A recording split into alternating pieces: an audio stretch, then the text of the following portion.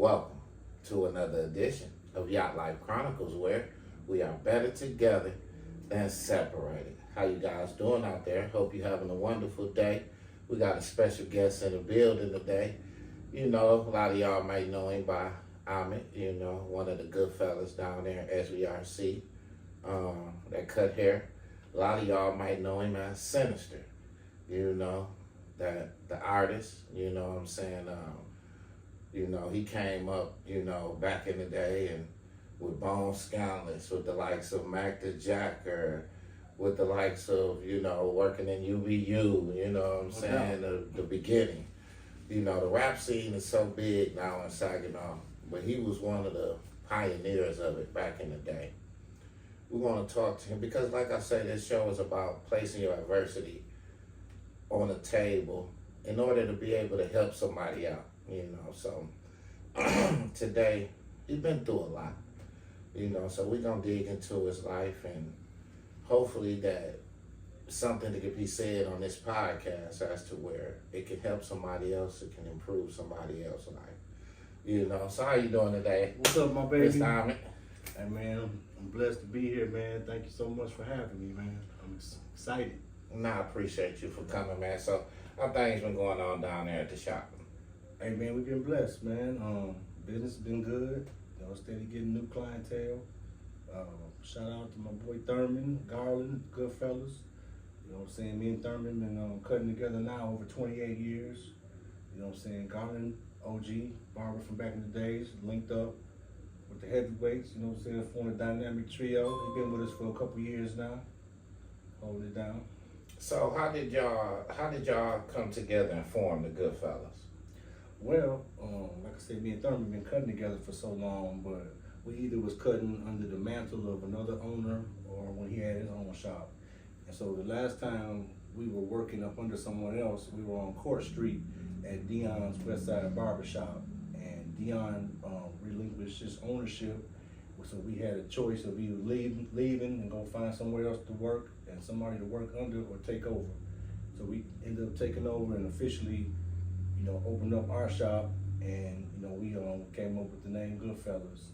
You know, Goodfellas, it was a suggestion by one of our clients, but it also was the name of like a former, I guess you could say, little organization that I had. Me, a few of my friends, Dante Young and Patrick Haley, Naisha Young. We was writing movies, plays, and we called it the Goodfellas, but we never did nothing with it. So I was like, hey, why don't we spell it like this? This was the way we had spelled it, you know, with the G-U-D instead of the traditional G-O-D, yeah. But that's how we became the Goodfellas, and you know, so we've been rocking out for about 10 years, close to now. We got clothing line, different products available as well, and you know, we just been cutting them heads, man. You know what I'm saying? Holding it up, getting to the branding and stuff. So y'all got into the barber business, you know, y'all fell into your own ownership, you know, that fell into y'all lap. And then y'all started branding yourself, right? You know, because most barbers, you just see them barbering. You don't see most barbers with their own clothing line. Well, see, we've been doing it for so many years. We had plenty of opportunities to take on a project to make some money on the side back over the years. We've always been some hustlers, you know what I'm saying? We was selling whatever, you know what I'm saying? Skin tight, shea butter, Obama shirts, whatever. So, you know, we just came up with like, look, man, let's come up with our own clothing line, and we, you know, we paid for a few logos and designed some of our own, and we just started printing them out, and a lot of people like them, man. You know what I'm saying? We get a lot of love and support. You know, so that's how we started doing that. And Thurman has his own line of beard products and skin care products. His wife had a line on their own separately as well. So, you know, barbershop, man, you can sell pretty much whatever. So tell us a little bit about like your experience of today being a barber and your experience of back in the day being a barber. Like, what's the difference? What's the biggest difference today in the barber world? You know, I'm one of the old school barbers. You know, been cutting since the late 80s. Cutting at the house, you know, cutting at school. Back in the days when like the Twins, Algie, Frank Sutton, JT, you know what I'm saying, Eric Ferguson, a lot of guys like that was getting it in at the house, you know what I'm saying? And I started off, because my mama said, ain't got some clippers, I can't afford to get your hair cut, so we got to learn how to cut hair. So I started cutting back then, charging $2 or $3, eventually went to $5, I'm cutting into schools, competing with the local barbers and everything. It was fun, you know what I'm saying? It's like all the barbers was like a friendly competition. You know what I'm saying, back then it was always a lot of designs and stuff, and people here, we competed with that. The game was a little different, you know, we charged a lot cheaper. We had a lot of love for each other. We all pretty much knew each other. But we didn't have like social media, we didn't have none of that type of stuff. You know what I'm saying? Nowadays, the newer age barbers, you know, you can promote your business online. You can, you have a plethora of different equipment to choose from now. Back in the days, we going to get one pair of walls from Kmart. If them flame out, I'll be right back. Run up to Kmart, get some more. We doing designs, everything with one clipper. Nowadays, you got 8, 9 pairs of clippers. You got cordless clippers. You got guys got podcasts. You got tutorials on opening what you call it, box opening stuff. You know, new products, doing reactions, doing reviews. You got apps now. You can have for people who can just set their appointments up with apps. You know, back in the days, it really wasn't no appointments. You know, you just pull up. If it's a line, go hoop until it's your turn, you know what I'm saying? Or if it was that situation, you pay extra to go in front of people. Not like it is, it's not like that now. A lot of the guys now, they understand the business mentality and they want to be a boss and they want to look right. So a lot of them is trying to get a spot now. They ain't at the house cutting, a few guys is, but even the young cats is getting a spot. They want to own something. You know what I'm saying? They want to have their own business. Back then, everybody was at the grandmama's house or at home. Look, I'm cutting in the backyard. I don't even care about this that much, really, because I'm trying to sell dope and do other stuff on the side. I'm cutting hair. I can't wait to get done so I can go make a play or get drunk or high or whatever. But now, I see a lot of youngsters, they take it more seriously, you know what I'm saying, from the get-go. You see the cat fresh out of school, bam, they got a clothing line, they got a new shop, they just that, whoop, you know, so I think that's the biggest difference is just the technology, the way that you can promote your business. You have a full array of weaponry now. You know, you got so many types of clippers, so many brands, and now it ain't just the big dogs, the Wall and this Oster. You got so many different companies. A cat can get he'll get the rights to a certain shape or a certain design, but now he can get his own clipper made, put his own name on it. Bam, I got options now, and they all made from the same quality, you know, and the same people, you know, so it's more urbanite, I would say. It's really got more of an urban hip-hop feel to it these days, you know. And you know, it's really like, it's real different. It's a big disparity from back in the day because you got most of the people wearing dreads now. Oh, man. You know, you got, it's damn near like they putting the barber out of business. Man, we definitely got a lot of competition. Yeah, you know what I'm saying? But they gotta come and get their lineups and right, you gotta get crisped up, you know what I'm saying? Tapered, yeah. Lined up, get the enhancements if they want it, you know what I'm saying? So as a barber, because I know some guys, man, that have some differences about pricing. You know, they have been carrying a certain price, well, let's say $25 for, you know, 10, 15 years. And other, you know, his colleagues wanna up the price, you know, want to take the price up. You know, it's time for us to charge 35, 45. Right, I get it. You know, but then you got the other colleagues and the other owners of the business saying, hey, the community don't have that type of money. You know, we got to be there for the community, you know what I'm saying? With the 20s and the 25s, they don't have the 35s and 40s. So as a barber, how do you know when it's time to increase your pay? Well, with us, you know, we've been doing this for a long time, and we had a long stretch, maybe about 9 years or more, that we didn't even increase our price ever. You know, we didn't even keep up with the inflation of the times. Everything is more expensive now, you know what I'm saying? You look around at the majority of barbers and what they're charging, and you know your worth, you know what you bring to the table, what you have always brought to the table, and you know, it comes a time when you just say, hey, this is what I'm worth, you know, this is what I'm going to charge. we have the power to give discounts, look out for people who need it all the time. I can't tell you how many free haircuts and discounted haircuts I've been giving out over the years. A lot of barbers, they know what I mean. Everybody have them. You know what I'm saying? So it's gonna be somebody for everybody. It's enough money for everybody. You know what I'm saying? I feel like, you know, people find a way to get what they want. You know what I'm saying? Whether it's them baby Jordans or it's the Jordans that they want to get for themselves, they come out every release. But the whole outfits and keeping your hair up and everything, that's because you value that. What are some of the things that you can tell the next barber out there? Because you got, like you said, you got a plethora of barbers now. The market is so oversaturated with barbers.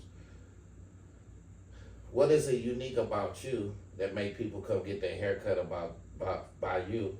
And how can other barbers out there that's watching this show, how can they be unique in their own craft of cutting hair as to where they won't be a part of the norm and they'll, you know, stand out instead of fitting in with everybody else and just doing the same thing, just a normal barber? Well, I'll say to start off, you have to develop an identity. We developed an identity a long time ago, who we were going to be, what type of shop we were going to be, and we stood on it. You know, family friendly. You know, we don't allow profanity in our shop. You know, never have. We watch what we play, watch what we allow kids to watch or listen to, and we just show respect for every aspect of the family. Every walk of life can come in there and feel comfortable. We, you know, we hold weight on our consistency. We've been doing this for quite a long time. You know, we stand on everything that we put out there. We've been true to it. You know what I'm saying? We show love. It's not a facade. It's not a. Oh, it's us. Right. And we provide a safe haven. You come in there, man. You can talk to us about anything. Your kids feel safe. You know what I'm saying? We have a lot of fun. I mean, full of laughter.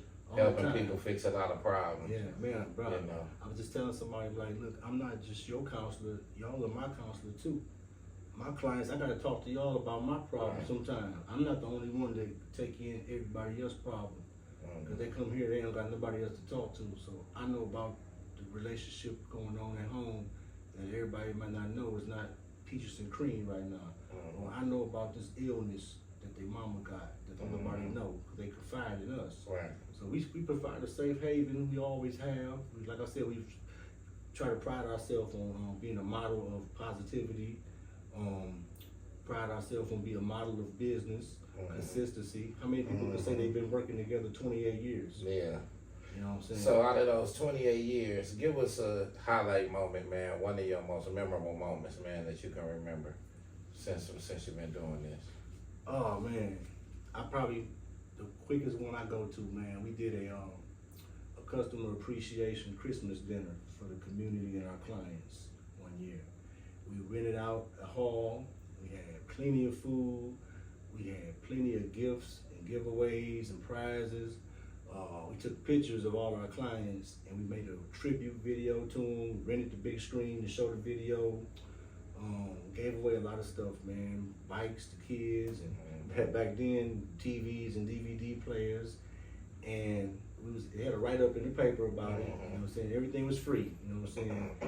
And the next day, well, maybe not the next day, but like the upcoming week, man, we had a guy come up in the shop. We didn't even know this guy, man. And he was crying. He started crying, man, talking about, man, I just want to tell y'all, we really appreciate what y'all did. You know, nobody ever did that for nobody, you know, any customers and stuff like that. And it just really touched us, man. You know what I'm saying? I would say that's a major highlight. And barbers are the pillars in the community, man. They help keep the community uplifted. You know, you got the neighborhood and people, your clients, they in there every week. So, you really inspiring. You really you helping a lot of people grow and they helping you grow because of the relationship that y'all developing through this barber client haircut. You know, I'm coming in telling you about my problems. You telling me about your problems. You know, so we building that bond and that chemistry. How many close friends, man, have you developed, man, out of just clients?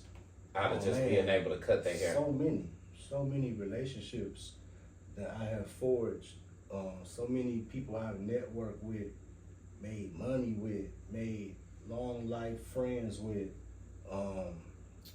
kids I've watched grow up. And that's one of the benefits of being a barber, you know, and that's what I wanted to say is that it's so much friendship that grows out of that that's beneficial. So as a barber, you're not only just a barber cutting hair, you know, these clients that you cutting, these clients have real estate agents, these clients are into stock, these clients are, you know, everything, you know. You name it, bro. And the first thing they tell you, man, listen, if you need something, let me know. And look, and it be real too. You know, judges, police, detectives, pastors, artists, musicians, every walk of life. You know what I'm saying? I go on my phone and touch bases with a lot of different people. You know what I'm saying? Business owners. You know, and that's a key thing right there, just to be a small business owner.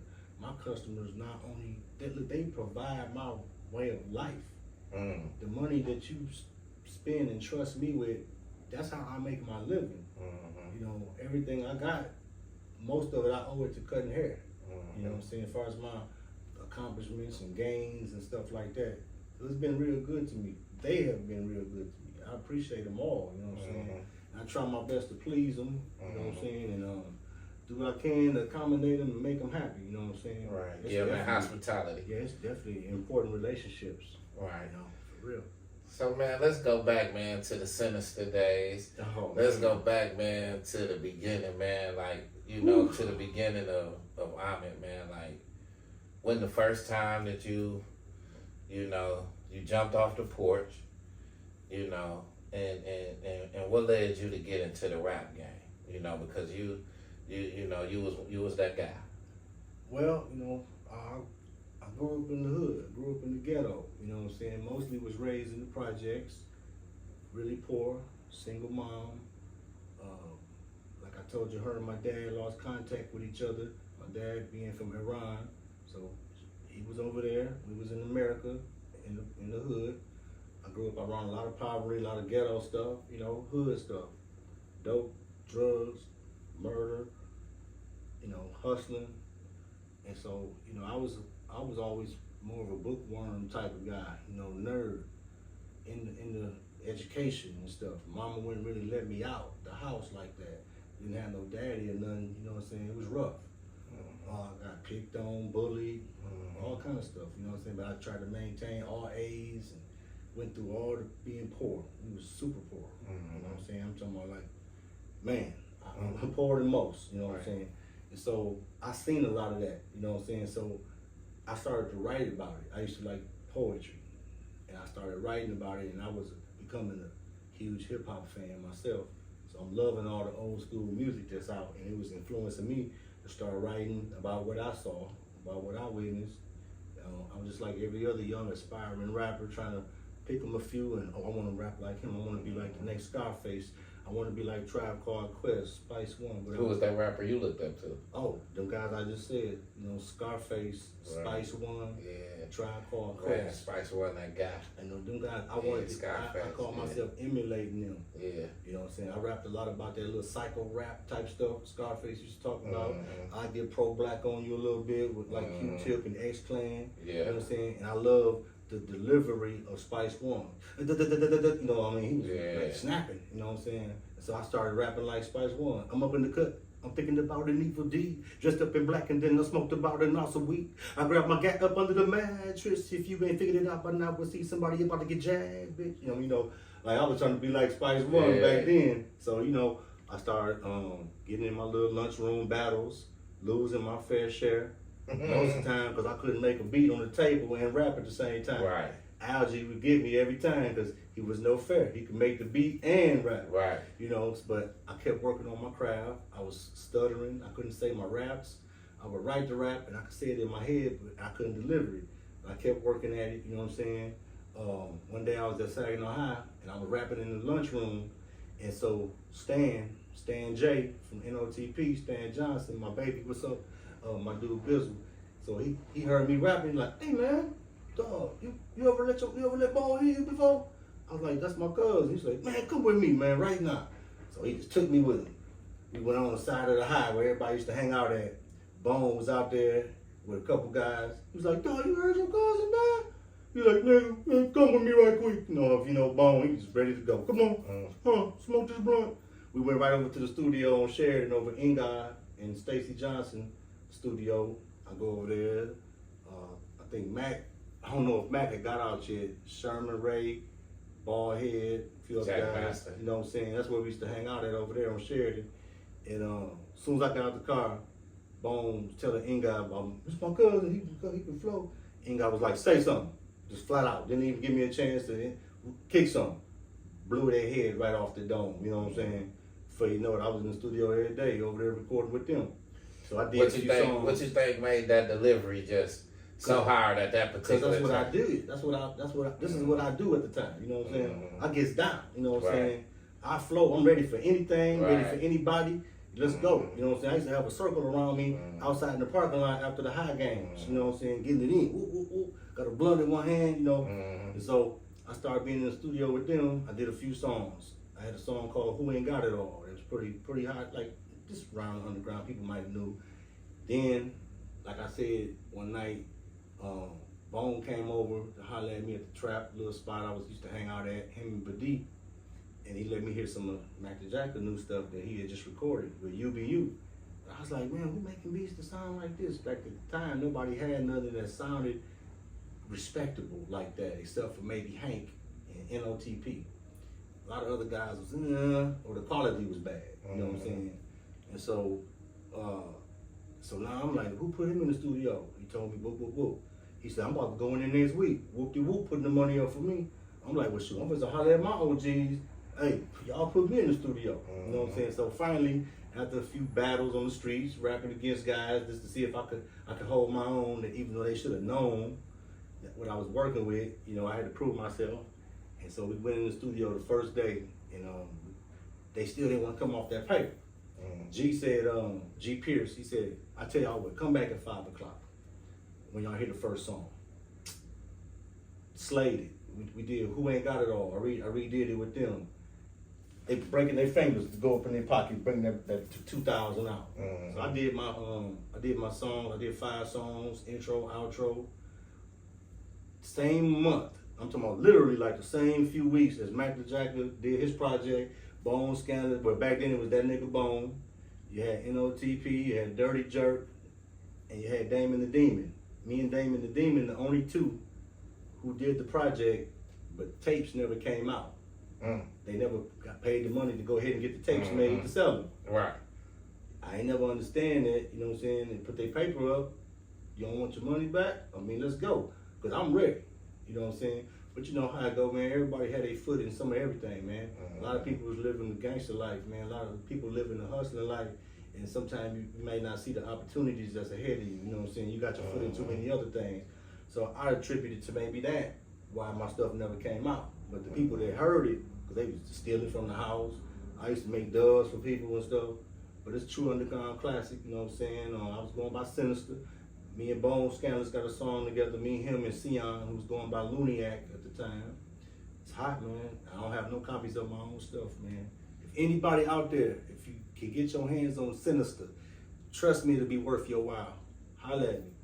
Anybody, please, do your research for me. I need y'all to do y'all digging for me, because it's a true Saginaw underground classic. Those who know, promise you. And that's when I did that for a while before I started doing the gospel hip hop.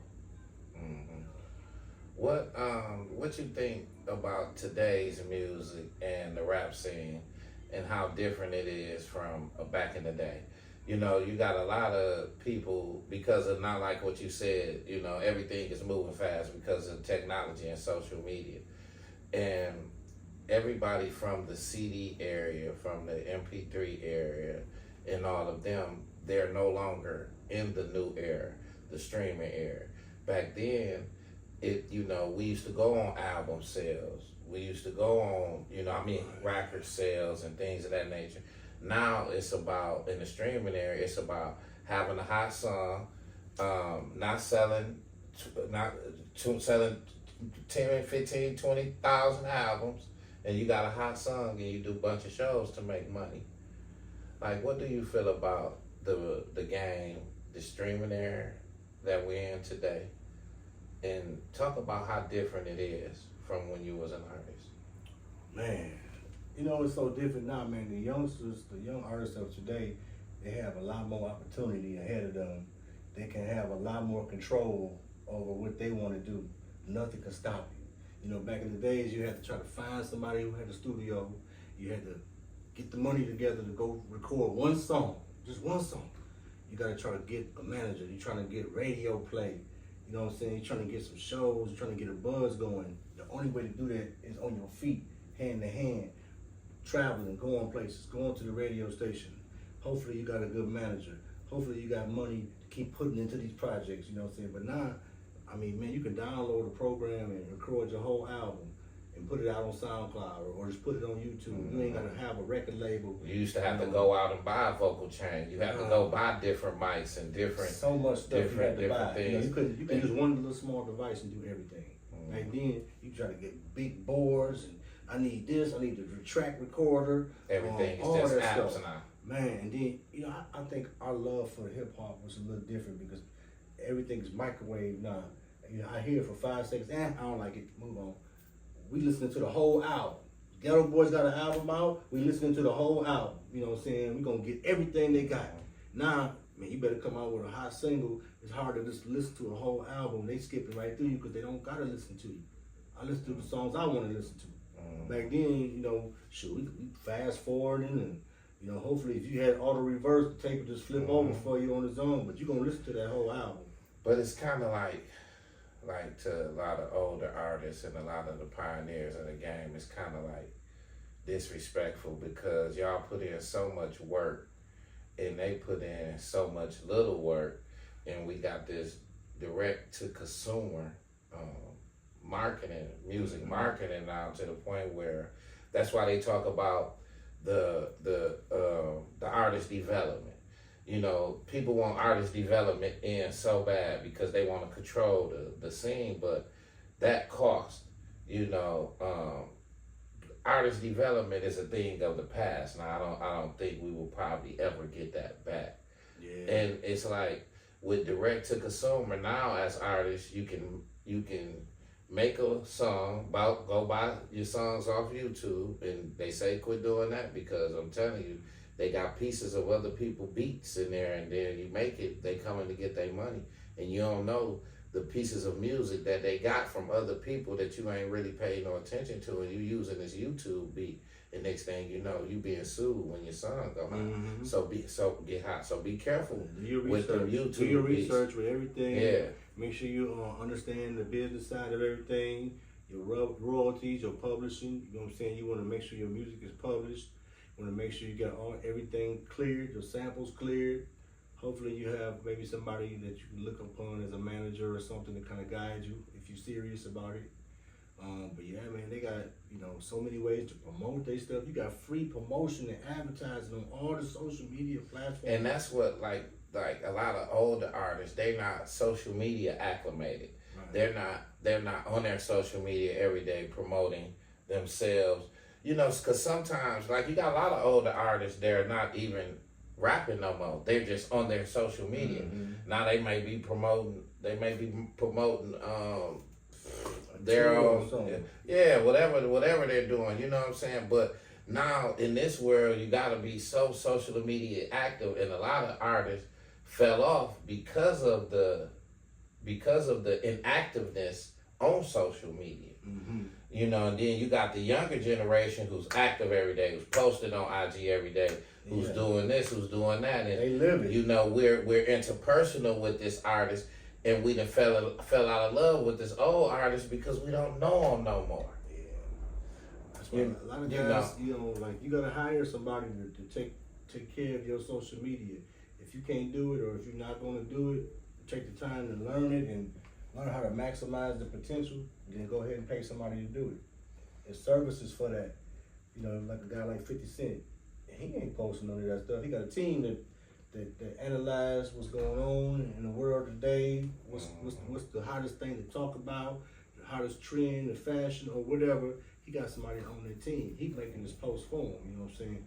So yeah, you just gotta do that. And you gotta, and a lot of times for the ones that don't have enough money for the marketing and advertising, they gotta do it themselves. This is not a lazy game. Mm-hmm. You gotta be active. You gotta be up and you gotta be getting things done. Because if you working at the bottom by yourself, you don't got no money. You gotta work 10 times as hard because you don't have that assistance. Yeah, you gotta grind. Everything worth having, man, it's a grind associated with it. It's some sacrificing, but you don't have no excuses. Like, these cats don't have no excuses, bro. If I had what they had, bro, I'd be dropping albums every week. How you gonna stop me? I love this. Right. Do you know what I would do if I had the access? Right. Oh man, my son, I bought him a studio when he was 16 for Christmas. As soon as he told me he was interested in it, I made it happen. Bam. Had the whole studio, everything. The MacBook, everything he needed to record music. Man, he picked it up and ran with it. These cats, man, they got, oh my God. You can shoot the videos on your phone, you can edit everything. You can put your songs out on YouTube. You ain't gotta wait for nobody. You can promote your own self.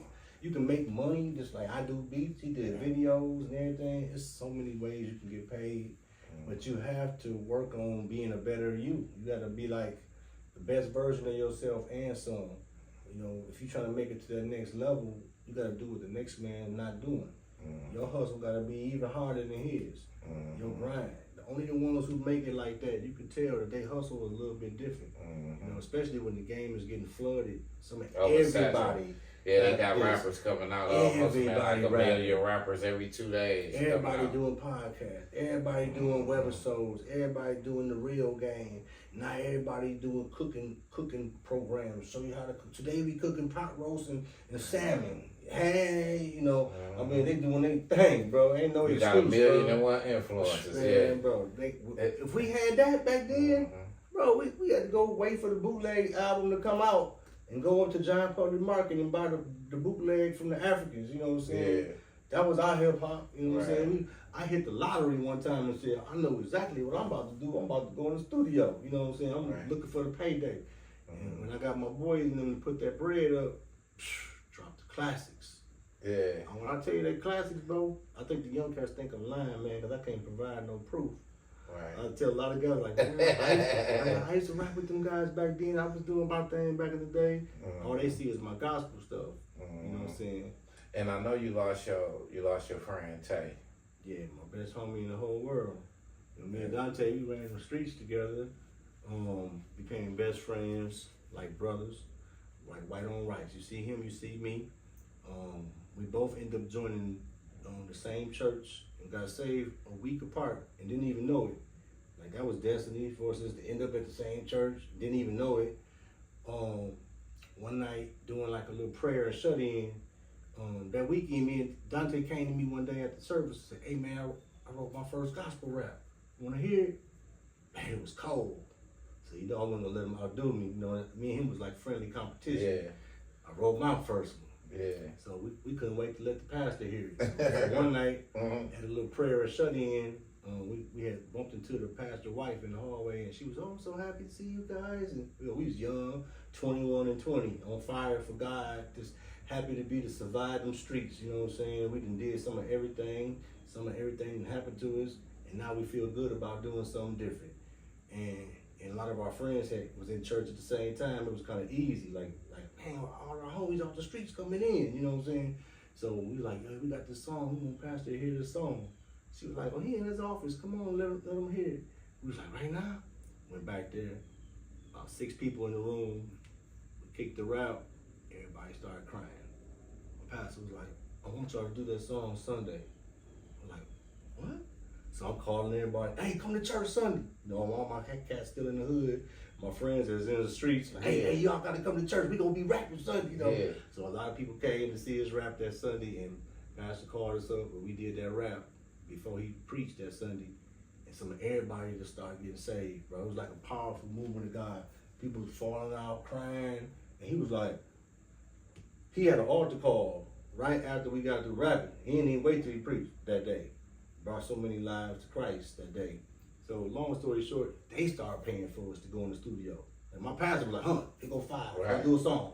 I want y'all to do a song for Mother's Day. Yeah. Here go $500. Bam. Right. Okay, boom. We got flowers ready for you. Bam. Well, we ended up doing a few songs like that. And before you know, we started having a few investors, and we linked up with Lavelle Jackson. Lavelle Jackson is an OG in Saginaw. He was in the BAD band back in the early '80s. He go by the name Memphis Jackson right now. He a part of the Dramatics. He's an actual member of the Dramatics now. He got Soul Express. He got some everything. So we linked up with him, and we started doing music with him. He was singing, and then he started doing gospel. So he started doing gospel albums by doing our gospel rap albums. And so that's how we started doing that. And then we ended up doing an album together, a collaboration album with all three of us. Him singing on every song, us rapping on every song. And we called it Hip Hop Hymns. We took all the old school, just the old Southern church songs that everybody know. You know, Jesus on the main line, tell them what you want, and Amazing Grace. And we took all them songs and turned them into hip hop version. And so that's the one that you can look up on. It's on everything, Amazon, Apple Music, YouTube. That was 21 years ago we did that. But me and Dante started doing music everywhere, man. We was ministering at churches and schools, and we went out to Dr. Fred Price, big time pastor out in California. We rapped out there. We was doing other stuff too, but yeah, me and Dante did music for some years, and you know, over the course of time, I say we started drifting away from what was the norm in the church. You know, he had started going to a different church, and it was just a lot of changes going on in our life. You know, we hadn't recorded a whole lot recently, but we were still homies. And one of our friends had a funeral to go to, his mother, and so we were always going to the funeral. And so we hung out the night before, and the limelight was, we was in the parking lot that night. We didn't go in, and you know, about 4 of us got shot, you know what I'm saying, innocent bystander. And so Dante died like 3 weeks later, you know what I'm saying? And rest in peace to him, because Dante grew up on Burr Street with me. Yeah, rest in peace. Yeah, rest in My peace, brother for man. life. So he went to Dante North the with me. priest, Dante Young. Dante Young, man. My brother from another mother, man. It ain't been the same since I lost my And he was buddy. standing out there. He was standing out there talking to some people at the line. Yeah, we was all just standing up. We were always out there just kicking it, parking lot pimping, you know what I'm saying? We was across the street from the limelight in the By the parking church. lot. In between that church and that little car wash or whatever place they do, we was right over there closer to the car place. And yeah, the cat just came out of nowhere, blasted us up. I got shot through both knees. And Trey died about 3 weeks later. You know what I'm saying? Nobody ever got arrested or nothing, you know what I'm saying? I just miss my boy, man. It definitely changed a lot. As far as music go, I recorded one song after Tay died. And it's fire too, bro. It's fire, got it on it, but it's fire. But after that, I kind of lost my joy for the music. And I started back getting into like comedy type stuff. I always used to do funny stuff at the church. They encouraged it and gave us an avenue to do it, to write and do our own plays and skits and stuff. My pastor definitely opened the door for us to harness our gift. You know, probably wouldn't have been able to do that nowhere else if I was still in the streets, you know what I'm saying? Who gonna let you rap and do your plays and write stuff and actually help pay for it, and you know, it was positive. So I'm so thankful and, you know, appreciative of the opportunities that the church gave me and my pastor gave me. And, you know, but yeah, I started going back to doing like stand-up and comedy skits. I got like some comedy characters, some comedy songs I got. Just some crazy stuff. A lot of it, I should have been did something with it and been procrastinating. Right. You know, life get a hold of you sometime, man, and it put you on a different course. You know what I'm saying? I ain't gonna make no excuses. But you live and you learn. You know, it's never too late. You know? Yeah. We all gotta get to action. And then you lost your son. Yeah. You know, he was an artist. Yeah, man, that was the roughest thing ever, man. I had never really experienced nothing like that except for, I would say, my grandmother when I was about 18, 19. Prior to that, that was probably the roughest. No, Dante. Then Dante. When Dante got killed, man, I couldn't understand the pain, you know what I'm saying? Like he gone, you know what I'm saying? My brother, you know what I'm saying? But then this happened, I ain't like I could ever have no pain like that. You know, I remember the whole night, piece by piece, you know what I'm saying? Got the call that he'd been shot, and halfway to the hospital, I found out he didn't make it, you know, and I screamed all the way to the hospital. And like I said, he was an innocent bystander. He was a really, really good kid, very talented kid. I love that boy, man. You know, we had our ups and downs throughout. Anybody with their son go through little stuff and they get to smelling themselves, and you know. But nothing can take away the relationship that we had, the special bond that we had, which had actually was on another level before he died.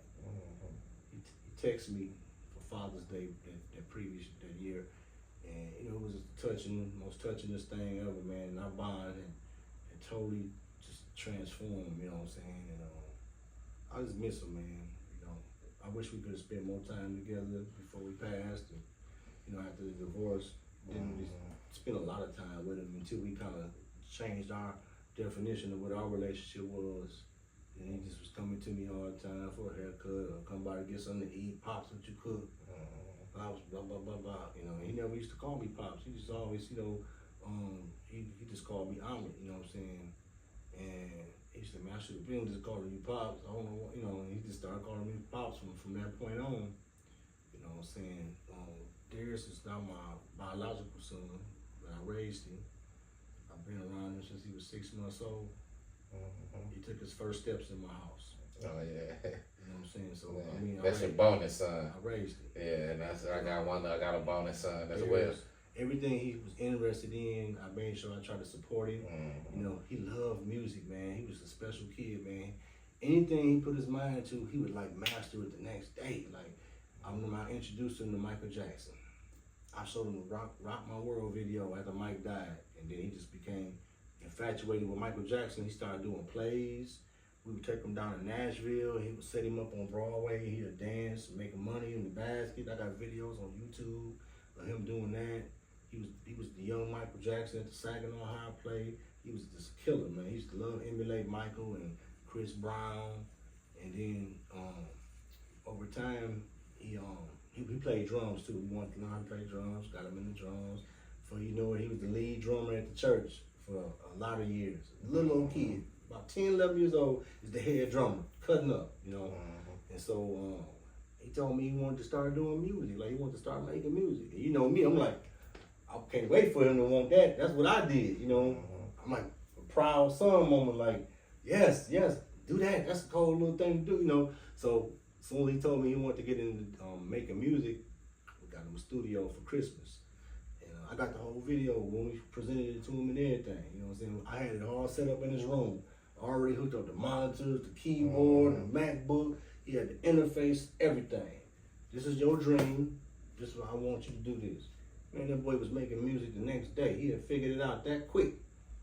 You know, and kept getting better and better and better. I mean, I let you hear some of his last stuff, you know. Yeah, fire. He come a long way, man. And he hadn't scratched the surface. That's what's the most painful thing about it. You know, I know what he was gonna become. Right. I just said he needed a little more, you know, a little maturation, like all youngsters. Right. A little bit of fine tuning, but God got something for him. He is gifted. He's beyond gifted, bro. I'm telling you, if you knew anybody that knew him, man, the kid was gifted, man. He was special, man. And they took that from me, man. They took that from his mom and his family. And you know, that ain't what God intended for him to do here. That ain't how he wanted it to go. He had some stuff to do on this planet, you know what I'm saying? So that hurt the most, man. And the fact that I won't have no grandchildren. Right. Right, that's your only child. No, I got others. I got two older, but I wanted a grandchild. Grandchild, right. We don't have nothing else. You. We don't have nothing left over from him, you know. So I hate that part too. Right. And I can relate, you know what I'm saying, because I got a brother also that died from gun violence, you know.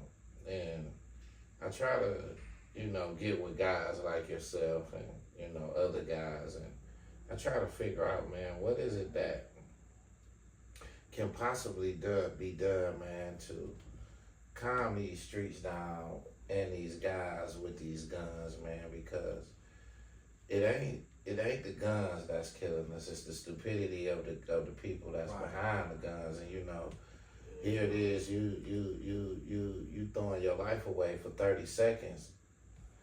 You doing something ignorant for 30 seconds, and you throwing your life away for 30 or more years or a life bit. And it's just like these youngsters don't value life no more. They don't put enough value on life to where they care about their decisions. They make wise decisions, or they move in a strategic way. What do you think it's going to take, man? Because you done had 2 tragic incidents from gun violence.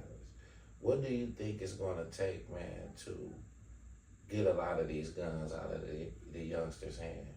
And I know a lot of people, and you come from the era of gangster hip hop music. A lot of people talk about, well, it's the music, but the kids and the rappers are only going to speak about the conditions of the culture. You want to know the temperature of society. All you got to do is listen to the rap. Right. And so it's like a double-edged sword, man. Yeah, man. It's so disheartening, man. You know what I'm saying?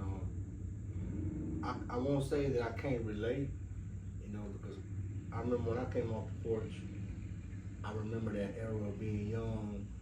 You listening to music, you kind of want to emulate what you listen to. You want to be a gangster.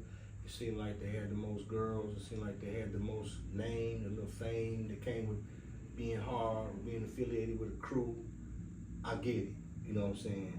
But it come a point in time when you know better, you got to do better. We have been duped over the years. A lot of our black men have just been hoodwinked, bro, into believing that the gangster lifestyle is somehow rewarding and worth it. Somehow this is a aspiration that I want to obtain. Somehow we've been tricked into thinking that was a cold move. It wasn't. And over the years, we had people trying to warn us what was to come. We did have people trying to make effort, but nobody wants to hear that. They want to hear the negativity. They want to, and they took sex, the conscious murder. It sells. Right. The love of money is the root of all evil. Not the money, it's the love of it, the greed.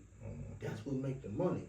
So the big companies, they back in a lot of stuff, but on a lower level, I believe that we need more mentorship. I believe we need to have some guys that used to live their life, that was well respected possibly, you know what I'm saying? And just say, hey, young fellas, man, that ain't cool no more. We don't take each other out no more. That ain't what we do. Okay, because you got a lot of individuals, right? These guys, a lot of guys got heinous thinking, and a lot of them wild. I get out there with them, you know what I'm saying? I've been in prison with them. I look at them like they my little brothers. I'm not scared of them. I'm not scared of them. But you have a lot of guys that got the wife at home, and their life is a lot more calmer. It's a lot more peaceful, and they don't feel like going into that lion's den and helping that kid. I believe it has to come a point in time where we have to start to bring up and rear more unselfish leaders. And I say that in the most respectful way, because I just think a lot of people, they so keen on making sure they straight and they family straight. I don't see the same sacrifices that were made when I was younger. When I look up to certain guys like Zolo from First Ward, you know what I'm saying, Coach from over there by Heaven Ridge, Coach Lawrence. Hollywood, a lot of people Trinity. used to sacrifice their own time with their family so they could be a mentor to these young guys. Let me go get these little group of young fellas, take them up to the First Ward. We got a hoop tournament or something. Nobody really wants to take time to get with the young guys. They scared of them. Sometimes they so frustrated with them that they don't know how to show them love. And they don't want to deal with them. They don't want to deal with them, you know what I'm saying? But I think that's what it's going to take. It takes some sacrificing. Because you can talk it, but when it comes time to, hey, I got to go holler at such and such, or I need to go do this 2 times a month or a couple times a week or whatever. Some people don't want to put in the time and the effort. They want the results, but they don't want to be a part of the solution. And it's good that you said that they need a reflection of who they are. You know what I'm saying? They need to see well, let me rephrase that. They need to, because a lot of these kids, they looking at these YouTube and this rap culture and, and they look up to these guns and these, a lot of these gangster guys. And we have a lot of those guys that been to prison. We have a lot of those guys, man, that's been in the streets that didn't change their life. Right. That need to, you know what I'm saying, Right. that gotta help and come out and be able to mentor a lot of these people, Yeah, right. a lot of these kids that's out here that's lost. I think that's why I said, I think will be a good step in the right direction. Mm-hmm. Me and you both come from the streets. We know a lot of street guys with a lot of stories and a lot of stories of changing their life around and, knowing the game. Teaching these young cats, yo man, stay free. Don't let nobody take your freedom. You know what I'm saying? You doing things that's just throwing your freedom away. You know what I'm saying? And is it worth it? Start changing the way they think from a young age. Start letting them know that it's other ways you can still be cool and relevant.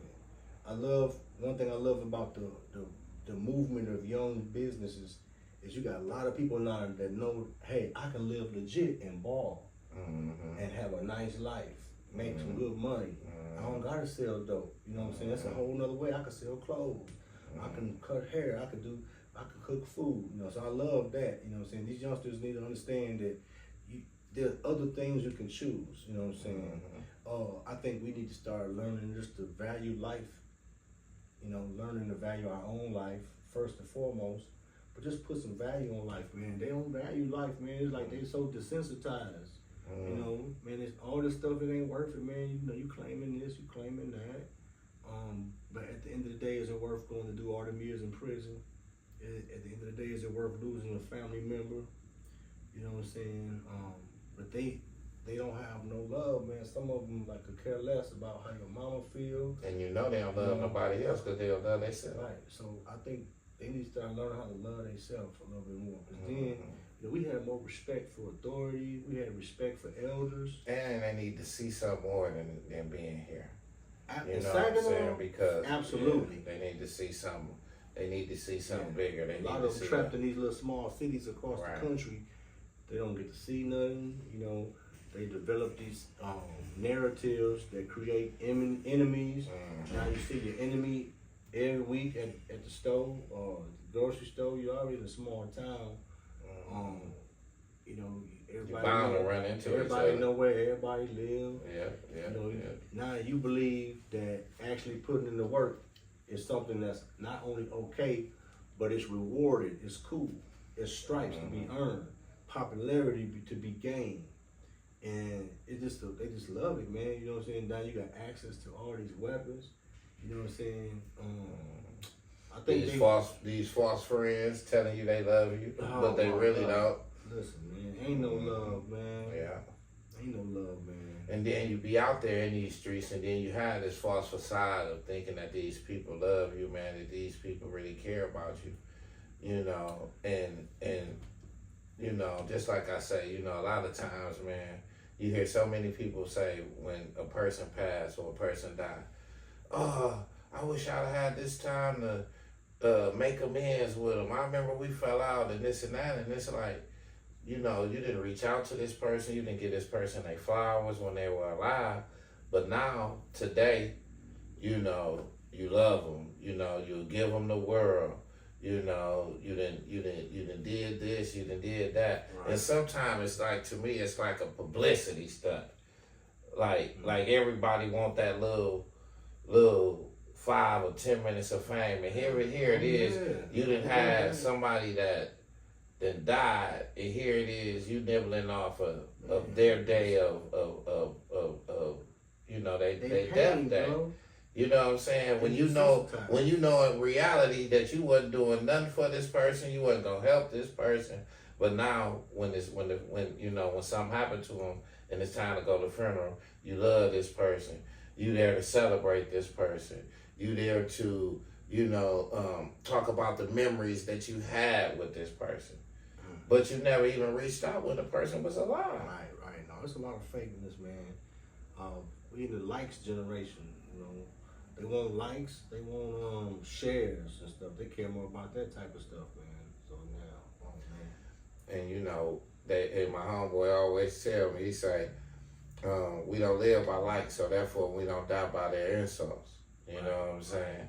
And you have a lot of people that's living for likes.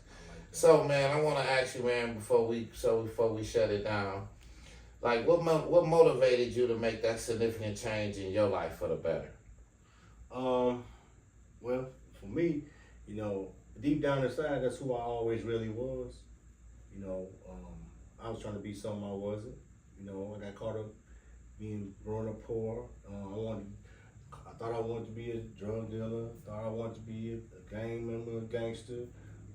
I had to do aspects of both to survive in some aspects. You know, I'm a teenager now. I need some clothes. I gotta make me some money. I gotta help mama pay bills. We poor.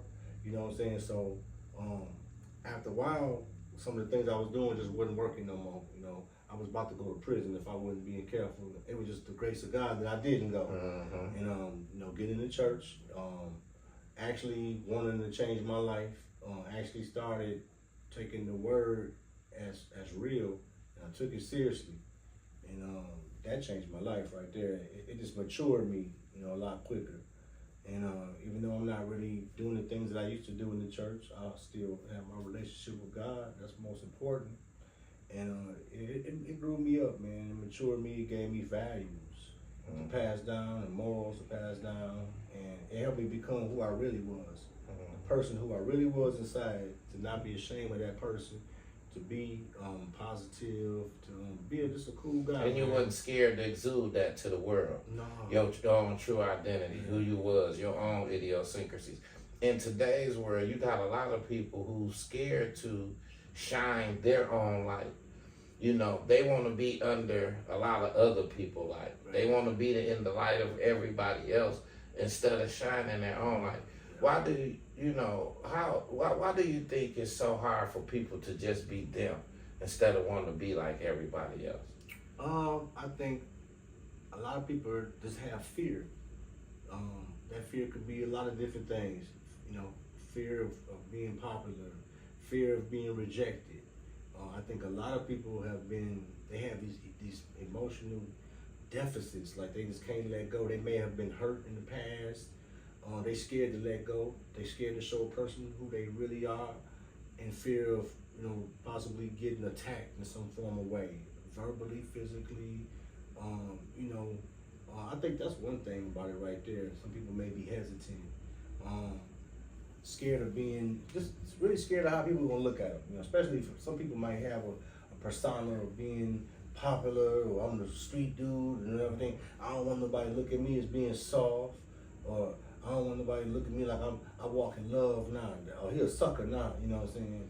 I think some people might have that. Some people just don't want to walk into their purpose. You know what I'm saying?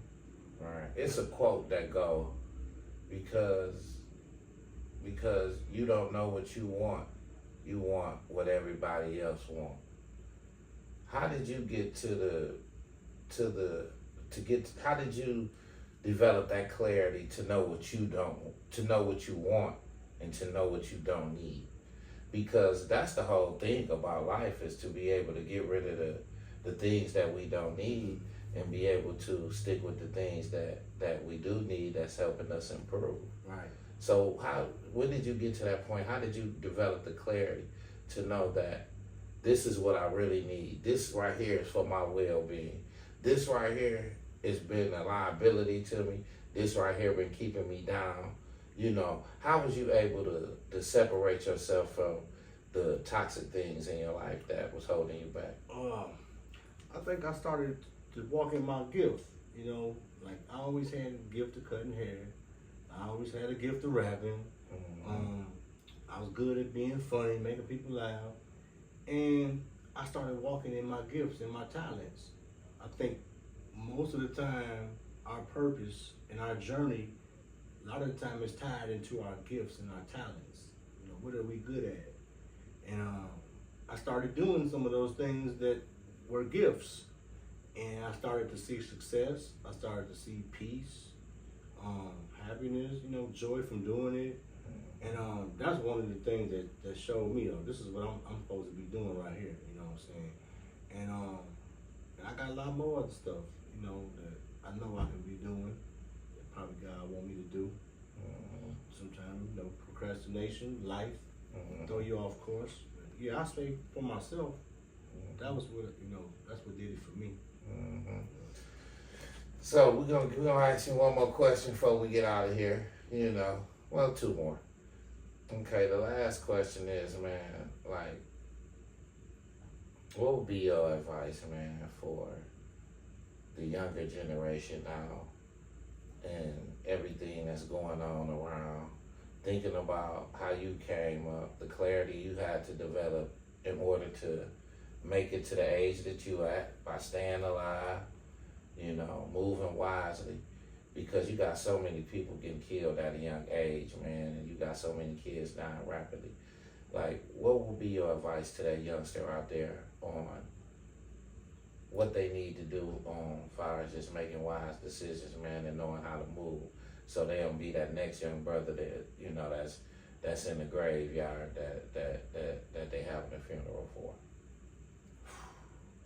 I would tell them, you gotta start loving yourself and start realizing that you were put here on this planet to be more than a murderer, to be more than someone who would just end up being a slave in prison, to be more than someone who all you do is bring destruction and pain and death all around.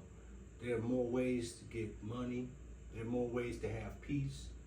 I believe you guys need to start to develop respect for you know, for your elders, authority. You know, there's a proper order things should go in. And a lot of us old school guys, we was raised with respect and manners. It take you a long way.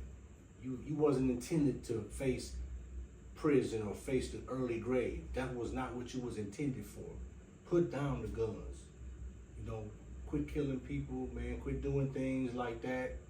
Let's just make a change, man. You can do it, bro. You know, you don't have to listen to the favorite rappers and feel like you can do or you should do what they rapping about. You know what I'm saying? Put these drugs down. Quit killing your body. You know, they lying to you, talking to you about the pills and the codeine in whatever form, the lean. You know, all they do is get you addicted. You know what I'm saying? Mess your body up, mess your organs up. Have your family crying and sad, you know what I'm saying? Because it may be pleasurable for the moment, but if you did because down the line, you know, then that's time when to you get have free. those debilitating problems. It's time to get free. It's time to get free from all these addictions, this gangster mentality. It's time to get free. It's time to live a life that you deserve to live. You know what I'm saying? It's time to change your mentality. You know what I'm saying? You can still have the love, you can still have the money, you can still have everything you probably desire deep down inside. Because a lot of y'all, this ain't really you. You know what I'm saying? You trying to keep up with the fellas in the hood. And just want stripes, validation. you know, trying to get that validation. Yeah. But it's okay to be yourself. You know what I'm saying? Be a leader, not a follower. You know what I'm saying? You don't need to be out here facing 20, 30 years to life by your lifestyle. A lot of y'all, the lifestyle that they living, it's inevitable. They go into the grave or prison. Why put that on yourself? Why put that on your family? You deserve more. You deserve better. We've been duped. A lot of people capitalizing off of black on black crime and violence in the hood. So many people, you know, losing kids and parents and sisters and brothers. You know what I'm saying? It's just time to stop, man. No matter what. OG call. Make a difference in some of these young cats' life, even if it's just a hi and bye. Hey, bro, what's up, bro? You all right? Yo, man, you know, we don't do that no more, bro. You know what I'm saying? Talk to these guys. Be a change in whatever way that you can be a change. You know, you might not have a political platform. You might not have a webcast. You know what I'm saying? You might not feel like you can do anything, but I beg to differ. I think that everybody has an opportunity to make a difference in some young people's lives. I think it's up to a lot of the older people. We have to start being more responsible with these younger kids. What we let them listen to, what we let them watch. You know, it ain't cute, you know what I'm saying? And whether you believe it plays a part in it or not. Molds their personality. It does. As a man thinks in his heart, so is he. So the more you listening to something, it's going inside of you. You hearing it. You become, you become because what you listening to. There you go. People say, oh man, rap don't influence you. I beg to differ. I'll be the first one to tell you it influenced me. I wanted to know about that AK-47 is the tool. Don't make me act a mother. You know, I wanted Dayton's on my ride. And you got people now where it's like we hypnotized by the music now. The radio station plays so much. You know, we listen to the same songs a million times a day. So how can we not be influenced by it? Exactly. The machine is set up for that, man. You know what I'm saying? Because they making money. You got satellite radio or some type of streaming platform. They know what they want to play. They know what they want to push towards you, man. You know what I'm saying? And so that's what it is. The more you listen to something, and here it is making us slaves again in this streaming there. Is that, you know, we content creators and musicians and putting all this music up and all this content and not really getting paid what we deserve. Man, look, man, there's a lot of wickedness going on. Yeah. A lot of evil going on out here, man. You know, I just feel like people need to turn towards some light in their life, man. Start getting positive, man, for real. Whatever way that is, you know what I'm saying? Yeah, and no matter what negative situation you're going through today, turn it around into a positive. You know what I'm saying? I know a lot of times, you know, we can, like what he was just saying, we can we become what we deposit into us. So if we waking up in the morning and we, you know, mad because we got to go to work, or we talking about our job and, you know, we frustrated that we got to go to work, and once we get to work, we not performing at 100%. We not performing to the best of our ability. You know, then we thinking about we got to do this and that with the kids, and, you know, we don't have time for this. And we going through our day just having a negative day. We looking at people and wondering why they doing this and wondering why they doing that, I mean. And we can't have that type of mentality, you know, because what that does is that create our personality to be negative. Yeah. You know, just like he said, we have to switch that thinking and make it positive. You got to wake up and go to work. Okay, I'm going to wake up and go to work. I'm going to have a good day today. When I wake up and go to work while I'm doing my job, I'm going to think about some other goals I'm going to complete when I get off work. When I get off work, I'm going to go get my kids. We're going to go eat lunch and do some different things that we ain't did. I'm going to talk to some new people that I met about some new ideas that have been brought to my attention. You know, we really have to be careful how we move throughout our day, and we really have to be careful about what we deposit into our mind, because when we deposit that negativity and we put those bricks of negativity in our mind, then we're not going to perform at 100%. We're not going to give life 100% because the perspective of life that we have going in our head is negative. We got to learn to think positive, because it's more positive outcomes will come out of a positive mindset. You know, no matter where your life is at, no matter what you're going through, just think positive about it. Be able to turn that negative situation into a positive situation.